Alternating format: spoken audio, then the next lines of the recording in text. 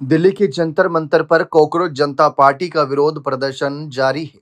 सोमवार 20 जुलाई को संसद मार्च के दौरान बड़ा बवाल देखने को मिला, लाठीचार्ज हुई। लेकिन खबरों के मुताबिक सोमवार को दिल्ली पुलिस ने सीजेपी का मंच तक हटा दिया था।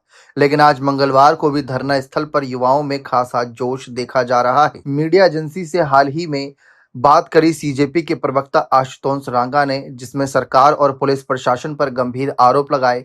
उन्होंने लाठीचार्ज मामले को लेकर कहा कि पुलिस ने हमारे बच्चों के ऊपर लाठियां चलाई हैं और कई बच्चों का सिर फोड़ा है। पुलिस ने कई बच्चों को घसीटा भी है।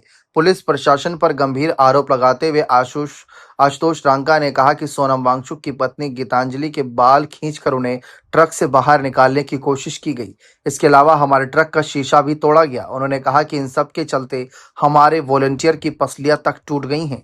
सीजेपी प्रवक्ता आशुतोष रांका ने पुलिसिया कार्रवाई पर सवाल उठाते हुए कहा कि हमने कभी नहीं सोचा था कि इतनी बर्बरता हमारे साथ हो सकती है। उन्होंने आगे कहा कि कल दिल्ली पुलिस ने सारी हदें पार कर दी। इन सब के लिए उन लोगों को ऊपर से आदेश दिए गए थे, खासकर बच्चों को मारने के लिए। आशुतोष रांका ने नाराजगी जाहिर करते हुए कहा कि आंदोलन अब और बड़ा होगा। कल जितने लोग दिल्ली पहुंचे थे, अब उससे भी कई गुना ज्यादा लोग दिल्ली आएंगे। जब तक धर्मेंद्र प्रधान इस्तीफा नहीं दे देते, तब तक हम लोग यहां से नहीं हिलेंगे। बीते रोज केंद्रीय मंत्री जेपी नड्डा से हुई बातचीत को लेकर उन्होंने कहा कि हमें अभी तक उनकी तरफ से कोई जवाब नहीं मिला है। हमारे 5 घंटे बर्बाद हो गए। अब सरकार को अगर हमसे बात करनी होगी तो वो इधर आएगी, हम नहीं जाएंगे। क्योंकि आशुतोष रांका और उनके साथ जो उनके साथी गए थे जेपी नड्डा जी से बात करने के लिए, उन्होंने पहले तो ये आरोप लगाया कि उनको ऐसा लगा कि उनका हाउस अरेस्ट कर लिया गया, उनको बैठाए रखा कुछ घंटे तक। फिर उसके बाद जब वह चलने को हुए, क्योंकि दूसरी तरफ सड़कों पर प्रोटेस्ट जारी था और उस प्रोटेस्ट का अगर हिस्सा वह नहीं बनते तो लोग सवाल उठाते।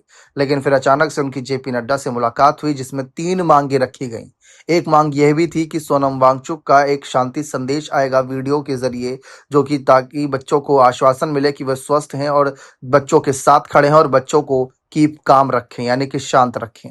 लेकिन वह भी होता नजर नहीं आया और धर्मेंद्र प्रधान के इस्तीफे के साथ साथ जो बच्चों ने अपनी जान ली है, उनके परिवारजनों को 1 करोड़ रुपए मुआवजे की राशि देने की भी मांग रखी है। फिलहाल कॉकरोच जनता पार्टी ने सरकार को अल्टीमेटम दे दिया है कि अब वह बातचीत करने के लिए नहीं जाएंगे। अगर अब बात होगी तो सड़कों पर होगी, जंतर मंतर पर होगी, सबके बीच होगी।